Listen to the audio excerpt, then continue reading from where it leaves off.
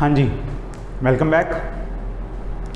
तो बेटा हमने पिछली क्लास में जो किया था, पहले माइकलसन मोल एक्सपेरिमेंट समझ लिया हमने, ठीक है। उसको ईथर हाइपोथेसिस को नेगलेक्ट कर दिया और फिर हाइपोथेसिस के जो है एसटीआर के पोस्टुलेट्स के अकॉर्डिंग और इलेक्ट्रोमैग्नेटिज्म के लॉज के अकॉर्डिंग एक लॉरेंट्ज ट्रांसफॉर्मेशंस हमने बना ली थी, राइट, जो हमने लास्ट क्लास में किया है।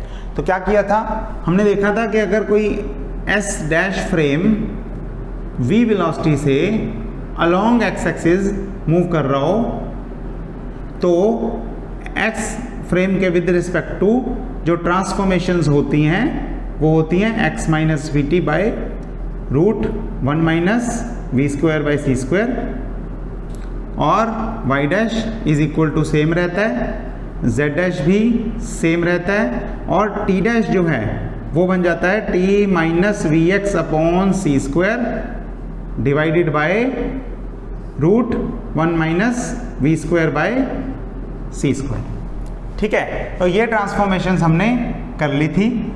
इसमें एक और बात की थी कि अगर आपने दूसरे फ्रेम से आना हो तो इन्वर्स ट्रांसफॉर्मेशन लगा सकते हो।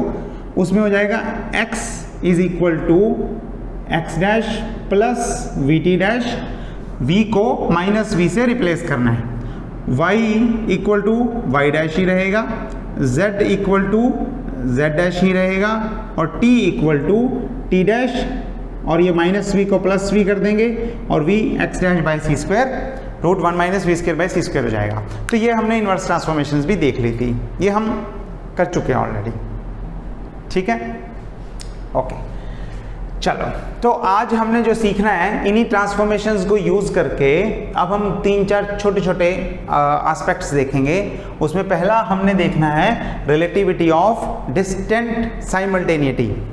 डिस्टेंट साइमल्टेनिटी का मतलब आप क्या देख सकते हो, मान लो मेरे पास पहला वही अजम्पशन कि ये एस फ्रेम है, ठीक है, और यहाँ से ओ पॉइंट से कोइंसाइडिंग फ्रेम एक मूव करना आगे शुरू किया तो ये एस डैश फ्रेम है जो अलोंग एक्स एक्सिस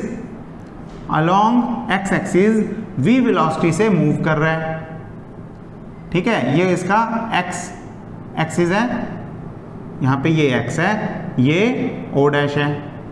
अब हम क्या ले रहे हैं, मान लो कि इस पॉइंट पे लेट्स से p पॉइंट जिसके कोऑर्डिनेट्स कितने हैं, x1 dash y1 dash z1 dash और t डैश भी लिख लूं t1 डैश, ठीक है।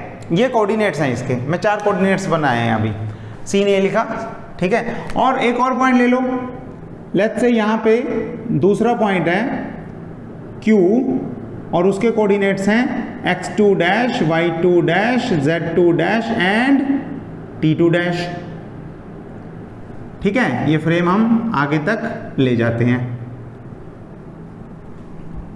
चलेगा काम। अब ये 2 कोऑर्डिनेट्स मैंने इधर मान लिए। जब आप इन्हीं कोऑर्डिनेट्स को यहां से देखोगे, इस फ्रेम से देखोगे, तो ये हो जाएंगे x1 y1 z1 और t1, और दूसरे में ये हो जाएगा, इसे मैं डैश डैश मान लेता हूँ और ये P और Q पॉइंट मान लेता हूँ, ये हो जाएगा x2 y2 z2 and t2, right. तो है क्या, अब हमने पॉइंट्स तो सारे मान लिए, चलो भर दी जगह। अब हमारा काम क्या है, मान लो एक फ्रेम में हमने 2 इवेंट्स किए, जैसे कि इवेंट नंबर 1 इस पेन को यहाँ से छोड़ना और इवेंट नंबर 2 इस पेन को यहाँ से छोड़ना, ओके। मान लो मैंने ये 2 इवेंट्स साइमल्टेनियसली दोनों को छोड़ा, नीचे गए, ठीक है। तो ये event number 1 event number 2 2 events हुए, और मैंने क्या किया, एस डैश फ्रेम में दोनों को सेम टाइम पे किया, यानी कि t2 डैश जो पहले का टाइम था और जो दूसरे का टाइम था वो दोनों बराबर कर दिए। So these two are simultaneous events, these two are simultaneous events.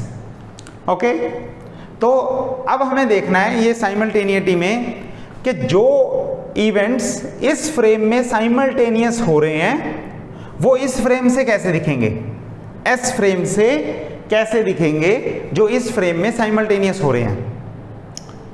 चलेगा? ओके, तो अब क्या करते हैं, हम इस फ्रेम में टाइम निकाल लेते हैं दोनों। तो इनवर्स ट्रांसफॉर्मेशन यूज कर लो। T1 किसके इक्वल होगा, T1 इक्वल होगा T1 dash plus V x dash x1 upon c square divided by 1 minus we square upon c square. और T2 कितना होगा, यहाँ पे 2 लगा दो, T2 dash plus v x2 dash upon c square divided by 1 minus we square upon c square. ठीक है, difference देखो दोनों के टाइम का, T2 माइनस T1। मैं इसमें से ये कॉमन निकाल लेता हूँ, बार बार नहीं लिखना पड़ेगा, 1 minus we square upon c square. हम ना इसे जनरली हम इस फैक्टर को गामा से डिनोट कर देते हैं, gamma is equal to this. अभी नहीं लिया मैंने, आगे वाली इक्वेशंस में हम ले लेंगे। इसे एक अलग वेरिएबल दे देते हैं, बार बार लिखना नहीं पड़ता, इजी हो जाता है थोड़ा सा। ठीक है, तो okay, 1 minus we square by C square. अब ये क्या होगा, ऊपर वाले term second T2 dash plus v x2 dash upon c square minus ऊपर वाली ये वाली टर्म T1 डैश और minus v x1 dash upon c square. ठीक हो गया। अब आपको पता है T2 डैश और T1 डैश तो बराबर है क्योंकि इवेंट साइमल्टेनियस है, तो ये कट जाएंगे और बाकी क्या बचेगा, v अपॉन सी स्क्वायर आप बाहर निकाल सकते हो, v अपॉन सी स्क्वायर। तो बाकी क्या बचा, x2 dash minus x1 dash.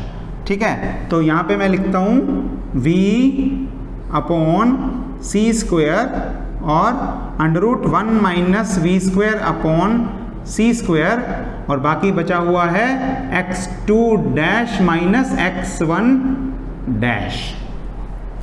Okay, this is the result in the time difference in the first frame, S frame. तो यहां से अगर आप देखोगे इन दोनों इवेंट्स को जो मैंने यहां पे किया था eight x1 point and x2 point वो किया था, वो नीचे जा रहे हैं, तो वो डिपेंड करते हैं कि x1 और x2 में क्या डिफरेंस है। ओके, x2 डैश और x1 डैश में क्या डिफरेंस है।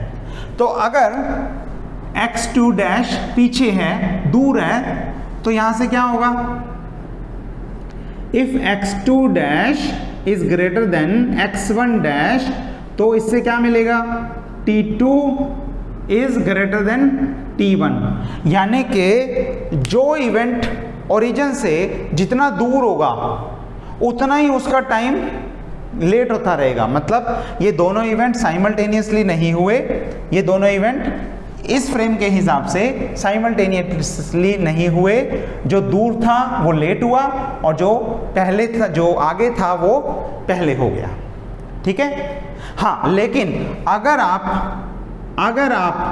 x2 डैश और x1 डैश को बराबर कर दो, यानी कि वो डायरेक्शन जिसमें मूव कर रहा है वो डायरेक्शन लेनी होती है, तो क्या हो जाएगा, T2 will be equal to T1। इसका क्या मतलब है, इसका मतलब ये है कि अगर मैं x एक्सिस का गैप खत्म कर दूं, एक को यहां से छोड़ूं, एक को यहां से छोड़ूं, ऊपर नीचे कर दूं इन्हें, फिर ये जो इवेंट्स S डैश फ्रेम में साइमल्टेनियस हैं वो S फ्रेम में भी साइमल्टेनियस रहेंगे।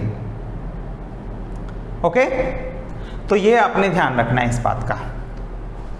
देख लो, यहां तो कोई दिक्कत है तो पूछ लो, अदरवाइज ये साइमल्टेनियस का कॉन्सेप्ट है। गैलीलियन ट्रांसफॉर्मेशन में भी बिल्कुल सेम था, वहां पे सिर्फ ये गामा फैक्टर नहीं था और t dash equal to t था, तो हम उस हिसाब से ले लेते थे जो भी था। ओके, तो सेम ट्रांसफॉर्मेशंस को v लेस देन c करके आप गैलीलियन ट्रांसफॉर्मेशन से भी कर सकते हो और सारे आर्टिकल सेम रहेंगे बिल्कुल। ठीक, अगला आर्टिकल हम सीखेंगे अगली क्लास में लेंथ कॉन्ट्रैक्शन और टाइम डायलेशन के बारे में यूजिंग सेम मेथोडोलॉजी अगला आर्टिकल करते हैं अगली क्लास में। ये पढ़ के आना, कोई डाउट हो तो पूछ लेना, ठीक है। चल ओके।